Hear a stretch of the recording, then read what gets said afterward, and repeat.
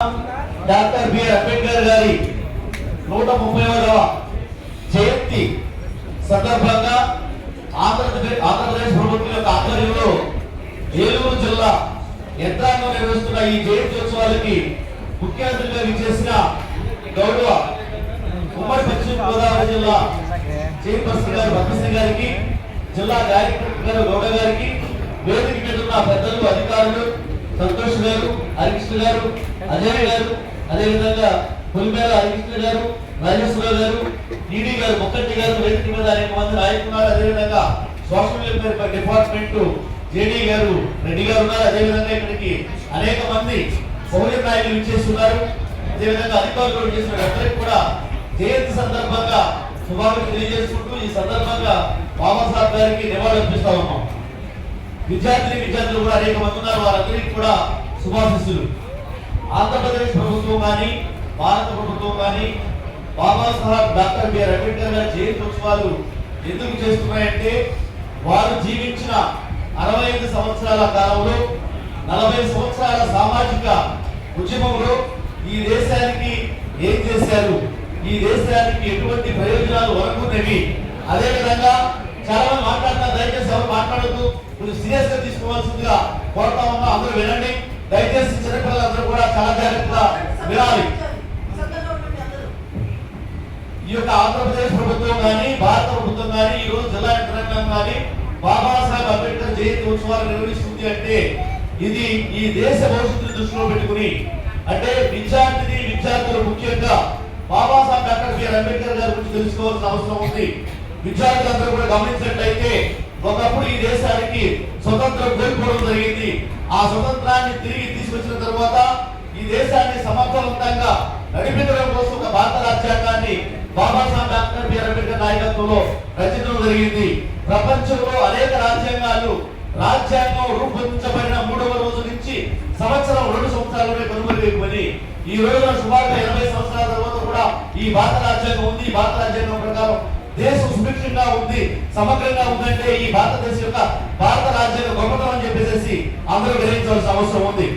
దీంట్లో ముఖ్యంగా ఒకవేళ బాబాసాహెబ్ అంబేద్కర్ గారి కనుక వారి నాయకత్వంలో ఈ భారత రాజ్యాంగం ప్రజల్లోకి రానట్లయితే ఈ రోజున ఈ దేశంలో ఉండేది కాదు, ఈ రాజ్యాంగం కూడా ఇలా ఉండేది కాదు.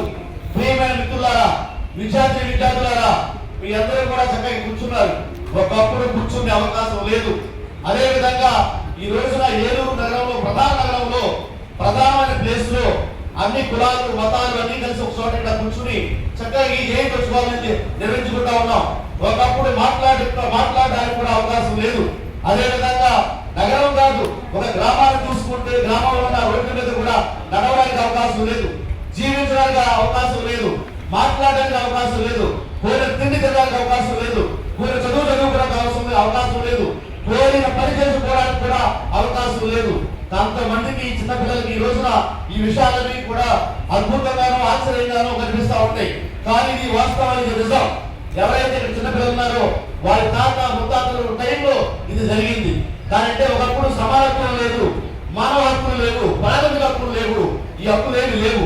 ఈ హక్కులన్నీ కూడా 2500 సంవత్సరాల క్రితం 2500 సంవత్సరాల క్రితం గౌరవం పెద్ద సామాజిక న్యాయం గురించి మాట్లాడి ఆ రోజు ప్రారంభిస్తే 200 సంవత్సరాల క్రితం జన్మించిన మహాత్మా ఫులే గారు ఎవరైతే ఉన్నారో వారి దేశంలో సామాజిక న్యాయం ఉండాలి, మనుషులకు హక్కులు ఉండాలి, మనుషులతో సమానమే చెప్పేసి ఉద్యమాలు ప్రారంభిస్తే అది బాబాసాహెబ్ డాక్టర్ బిఆర్ అంబేద్కర్ గారి ఆయన ఈ దేశంలో సామాజిక ఉద్యమాలు నిర్వహించే సమయానికి మనందరికీ కూడా ఈ యొక్క భారత రాజ్యాంగంలో వచ్చిందని చెప్పేసి అందరూ కూడా గ్రహించవలసిన అవసరం ఉంది. ముఖ్యంగా పిల్లలు, ఇందాక మెండల్ సంతోష్ గారు మాట్లాడుతూ రాజ్యాంగంలో ఉన్న ప్రాథమిక హక్కుల్లో అనేక ఆర్టికల్స్ గురించి మాట్లాడుతూ ఉన్నప్పుడు వారు అడిగిన క్వశ్చన్లకి చిన్నపిల్లలు సమాధానం చెప్పలేకపోయారు.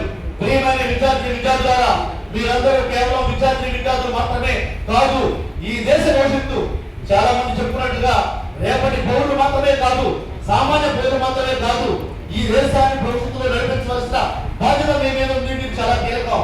ఈ దేశ భవిష్యత్తు మీ మీద ఆధారపడి ఉంది. ప్రపంచ దేశాల్లో భారతదేశ అగ్రగామిగా నిలవాలంటే నేటి బాలికలు బరువులు ఎవరైతే ఉన్నారో వారి యొక్క నాలెడ్జ్ మీద, వారి అవగాహన మీద, వారి నైతికత మీద ఆధారపడి చెప్పేసి తెలియజేస్తా ఉన్నాం. అందుకనే భారత ప్రభుత్వం కానీ ఆంధ్రప్రదేశ్ ప్రభుత్వం కానీ ఇంటర్ జయంతి నిర్వహిస్తుంది. కానీ ఏదో తంతుగా ఊరికే ఒక అరగంట గంట కార్యక్రమం నిర్వహించేసి వెళ్ళిపోండి అంటానికి కాదు, బాధ్యతాయుతంగా ఉండాలి. ఈ రోజు మీద ఈ వేదిక మీద ఉన్న బీసీ ఎస్టీ ఉద్యోగులు అధికారులు మాత్రమే కాదు, ఓసీ ఉద్యోగులు కూడా ఈ రోజు ధైర్యంగా ఉద్యోగం చేసుకుంటున్నారంటే, గౌరవంగా ఉన్నారంటే భారత రాజ్యాంగంలో ఇచ్చిన హక్కులు అని చెప్పేసి ఒకసారి భావించవలసిన అవసరం ఉంది. అదే విధంగా చదవాల్సిన అవసరం ఉంది. ఒక్కసారి విద్యార్థులు నేను క్వశ్చన్ వేస్తాను, ఎంతమంది భారత రాజ్యాంగాన్ని చూశారు? ఒకసారి చేతులు లేపనమ్మా. భారత రాజ్యాంగాన్ని చూసిన వాళ్ళు ఎంతమంది? ఇది పరిస్థితి, నేటి పరిస్థితి ఇది, విద్యావ్యవస్థ పరిస్థితి ఇది. ఒకసారి గమనించండి, ఇది భారత రాజ్యాంగం, ఇది భారత రాజ్యాంగం. ఈ రోజు మీకు చదువుకుంటున్నారంటే ఒకప్పుడు ఈ దేశంలో ఆడపిల్లలు చదువుకోవడానికి అవకాశం లేదు. 1848 జనవరి 1వ తారీఖున మహాత్మా పూలే గారు, వారి సత్యమణి సావిత్రిబాయి పూలే గారి యొక్క స్నేహితురాలు ఫాతిమా షేక్ గారు ఇప్పటికి 175 సంవత్సరాల క్రితం పూణే నగరంలో కనుక విడివిడిగా బాలికలకి, అదేవిధంగా భవనకి ఇద్దరికి కలిపి, అదేవిధంగా ఇతర వాళ్ళకి నిరాదరణ కూడిన మహిళల కనుక విద్యాలయాలు స్వచ్ఛందంగా స్థాపించకపోతే ఈ రోజు ఈ దేశంలో 2011 లెక్కల ప్రకారం 60% అక్షరాస్యత ఉండేది కాదు అని చెప్పేసి మనకు గ్రహించాల్సిన అవసరం ఉంది. అదేవిధంగా భారతదేశానికి స్వతంత్రం వచ్చేదానికి ఈ దేశ అక్షరాస్యత 12% మాత్రమే. చాలా జాగ్రత్తగా గమనించాలి. ఈ 20 సంవత్సరాల్లో ఇప్పటికి కూడా 80% కూడా అక్షరాస్యత దాటలేదు. అంటే సంవత్సరానికి 1% కూడా ఈ దేశంలో అక్షరాస్యత లేదు. వాస్తవాన్ని అధికారులు, ప్రజాప్రతినిధులు, మా లాంటి నాయకులు, అదేవిధంగా ప్రజాప్రతినిధులు, అదేవిధంగా ప్రజలు, ఈనాటి విద్యార్థులు కూడా గమనించాల్సిన అవసరం ఉంది. బాబాసాహెబ్ అంబేద్కర్, మహాత్మా పూలే, పెరియార్ రామస్వామి నాయకర్, నారాయణ గురు, కాశీరామ్, సావిత్రి పూలే, ఫాతిమా షేక్ ఇటువంటి మహనీయులు ఈ దేశంలో ఏం ఆశించారంటే ఈ దేశం 100% అక్షరాస్యతలో ఉండాలని చెప్పేసి కోరుకుంటా ఉన్నారు. ఈ దేశం ఎప్పుడైనా కూడా 100% అక్షరాస్యతలోకి రాకపోతే ఇంకెప్పుడు డెవలప్ అవుతుంది? ఎంతకాలం దక్షకాలంగా ఈ దేశంలో ఎస్సీ ఎస్టీ బీసీ మైనారిటీలు ఉండాలి, ఎవరైనా చిత్తశుద్ధి ఉండాలి, ఎవరైనా రాజ్యాంగాన్ని పాటించాలి, ఎవరైనా రూల్స్ పాటించాలి అనే విషయం తెలియకపోతే పరిస్థితి మనం చూస్తా ఉన్నాం. మొన్న జగన్చంద్ర గారి జయంతి, ఆ తర్వాత పూలే గారి జయంతి, ఈ రోజు అంబేద్కర్ జయంతి. నేను గత 20 సంవత్సరాల నుంచి వేడుకలు ఒక అధికారిగా, ఒక నాయకుడుగా, ఎస్టీ ఎంప్లాయీస్ నాయకుడిగా, అదేవిధంగా బహుజన నాయకుడిగా అటెండ్ అవుతూ ఉన్నా. గత 20 సంవత్సరాల్లో ఏ రోజు కూడా జరగని అన్యాయము, అవమానాలు ఈ రోజు జరుగుతూ ఉన్నాయి. ఒక అంబేద్కర్ జయంతి ఏ విధంగా చేయాలి, బాబు జగన్చంద్ర గారి జయంతి ఏ విధంగా చేయాలి, పూలే గారి జయంతి ఏ విధంగా చేయాలి, ప్రజల్లో మనం ఏం తీసుకెళ్ళాలి? దయచేసి నేను గొప్పగా మాట్లాడలేదు. చాలా మంది ఎవరైతే ప్రతినిధులు ఉన్నారో వాళ్ళ వరకు నేను మాట్లాడుతున్నాను. దీన్ని పాజిటివ్ గా తీసుకోవాల్సిందిగా కోరుతా ఉన్నాను. ఫైనల్ గా విద్యార్థుల గురించి మాట్లాడుతా ఉన్నాను. బాబాసాహెబ్ అంబేద్కర్ గారు ఏం చేశారు ఈ దేశానికి, మనం ఏం చేయాలి? దయచేసి విద్యార్థులారా, మీకు జ్ఞానం లేకపోతే ఎక్కడ కూడా సక్సెస్ కాలేదు. బాబాసాహెబ్ అంబేద్కర్ గారు వారి జీవిత కాలంలో రోజుకి 10 నుంచి 20 గంటల పాటు చదువుకున్నారు. వారు కేవలం మాంసమే చదవలేదు, 10 లక్షల పేజీలు చదివారు. చాలా జాగ్రత్త గుర్తించారు పిల్లలందరూ కూడా. 1,00,000 పేజీలు రాశారు ఆయన. 70,000 పుస్తకాలు ఓవరాల్గా చదివారు. అదేవిధంగా 50,000 పుస్తకాలు సొంత ఖర్చుతో కొన్ని ఒక గ్రంథాలను ఏర్పాటు చేసి రాజ్యాంగంలోనే పెట్టుకున్నారు. విద్యార్థులందరూ కూడా ఈ రోజు ఏదైతే లేటెస్ట్ టెక్నాలజీ వచ్చిందో ఫోన్లు, ఇంటర్నెట్ వీటిలో ఉంటున్నారు. దయచేసి మీరు ఏదైతే మీ కళ్ళతో పేపర్ మీద అక్షరాన్ని స్వయంగా మీరు చదువుతారో వారు మాత్రమే ఈ రోజు డెవలప్ అవుతూ ఉంటారు. ఈ రోజున వేదిక మీద ఉన్న పెద్దలు మేము కానీ, అధికారులు కానీ, ప్రజాప్రతినిధులు కానీ కేవలం నిజమైన చదువు చదవబట్టే ఈ రోజున ఇక్కడ ఉండగలిగారు. ప్రియమైన విద్యార్థులారా, మీ మీద ప్రేమతో ఈ దేశం మీద భక్తులు మేము చెప్పేదంటే బాబాసాహెబ్ అంబేద్కర్ గారిని ఒక ఎస్సీ వర్గానికో, ఒక మహాత్మా వర్గానికో కట్టి పడవేయకుండా వారి ఈ దేశానికే నాయకుడు. ఈ రాజ్యాంగం నిర్మించడమే కాదు, భారతదేశంలో అనేక రంగాలు, రాజకీయ రంగం, సాంస్కృతిక రంగం, న్యాయ రంగం, అనేక రంగాలకి ఆయన దీక్షిస్తుగా ఉన్నారు. ఈ రోజున RBI reserve bank of India స్థాపన చేయబడిందంటే వారు ఏదైతే ఆర్థిక శాఖలో పిహెచ్డీ చేశారో దాన్ని బట్టి అని చెప్పేసి భావించాలి.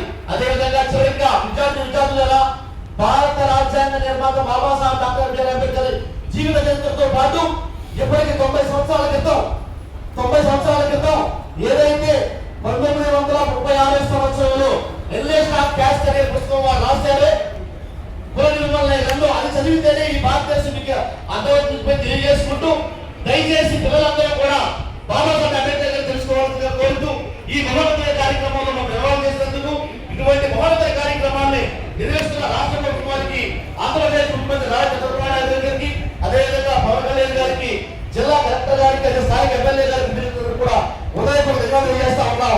మేము చెప్పిన అంశాలని లేవనెత్తిన అంశాన్ని సోషల్ వెల్ఫేర్ డిపార్ట్మెంట్ పాజిటివ్గా తీసుకెళ్ళి కోరుతూ మళ్ళీ మా మీద కక్ష పెంచుకోకుండా ప్రమాదం పెంచుకోకుండా దయచేసి చేయవలసి కోరుతా ఉన్నాం. Thank you very much.